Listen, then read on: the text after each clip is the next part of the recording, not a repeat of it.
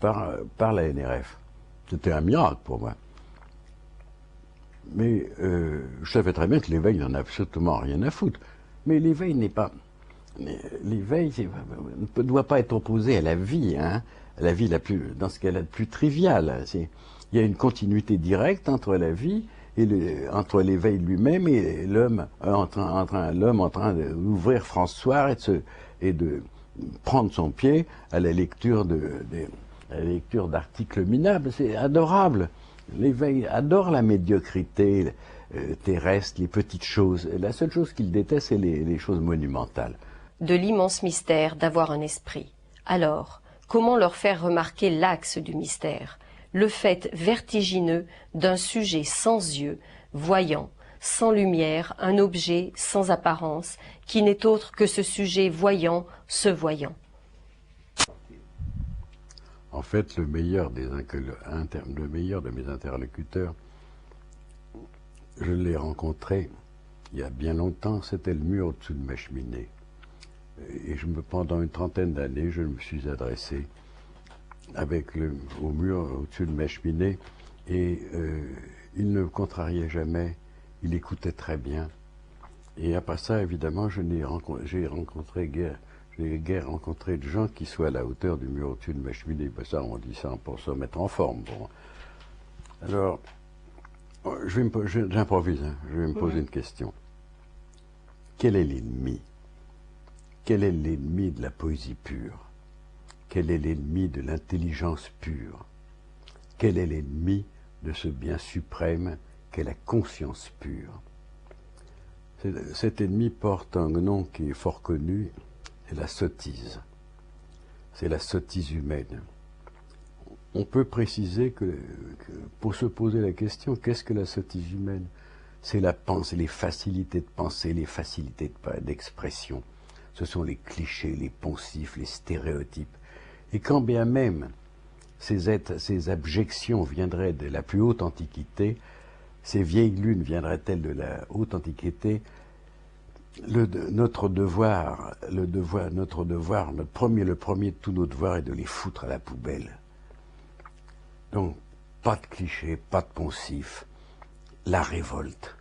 Et moi, j'appartiens à une famille, c'est la seule vertu que je reconnaisse vraiment à ma famille, une famille d'artistes. Je suis la 6e ou 16e génération, et j'ai été élevé dans l'amour de la finesse, de la rigueur, de la passion, du feu, et dans le mépris de la facilité de penser, dans le mépris des modes intellectuels de tout ordre, dans le mépris du cliché.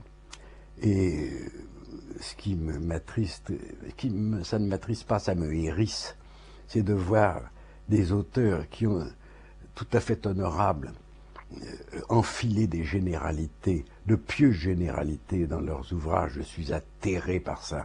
Et je sais tout de suite qu'il s'agit en réalité de faux éveillés. Car jamais un éveillé peut bafouiller. En fait, il ne fera jamais autre chose de la naissance, depuis l'instant de l'éveil jusqu'à sa mort, que bafouiller. Il n'a pas le droit de blablater. Il n'a pas le droit de se rabattre comme le font le font beaucoup de sages orientaux sur la tradition, sur les clichés ignobles que véhicule la tradition. Toute tradition doit être jetée au panier. Toute régression avec un grand T. Hein. En fait, cette chose de laquelle j'essaie de parler depuis maintenant une cinquantaine d'années, sans me faire d'illusions sur mes chances de réussite, cette chose est au-delà de toute vérité. Elle fait fondre toute vérité, si importante soit-elle, s'agirait-il même de la pertinence philosophique ultime. Elle fait fondre toute vérité comme cire au soleil. Elle a ce pouvoir. Et lorsque la vérité meurt, enfin, consent à mourir, à fondre, à avouer son néant, la vraie réalité déferle. L'évidence déferle et elle est acceptée.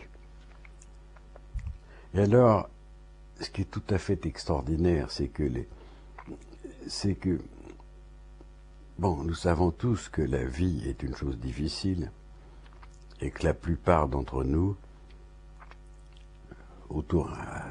une fois passé le tournant de l'enfance, la plupart d'entre nous deviennent des morts vivants.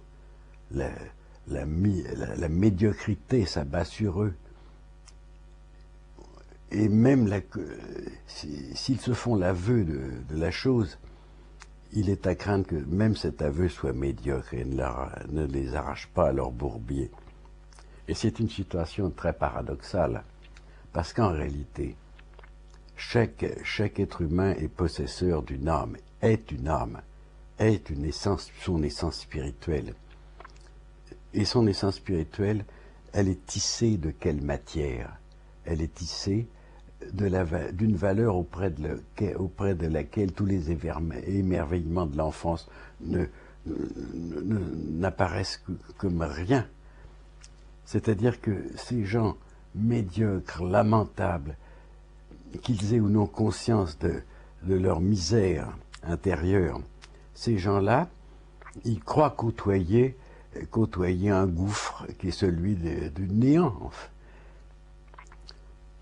Et pourtant, d'une seconde sur l'autre, l'homme le plus médiocre, qui s'estime lui-même le plus médiocre, qui estime avoir atteint le fond de la médiocrité et qui se méprise, cet homme peut, dans une fraction de seconde, se rencontrer lui-même, devenir ce qu'il est, et auprès de ce qu'il est, même les poèmes les plus fabuleux, ou les pages les plus fabuleuses de Rimbaud, de Miller, de Proust, ne sont que peu de choses. En fait, nous chercheurs d'heures épuisés, nous continuons tout de même douloureusement à chercher l'or partout, et nous sommes assis sur le seul baril d'or de tous les univers.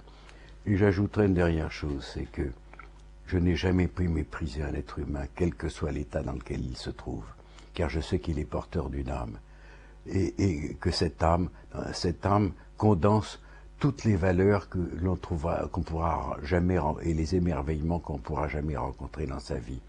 J'ai pour mon semblable, bien que je n'utilise jamais le mot amour, qui est un mot galvaudé, comme à peu près tous les mots essentiels, comme à peu près tous les mots clés, mais je vais vous faire une confidence, c'est que j'aime mon prochain passionnément.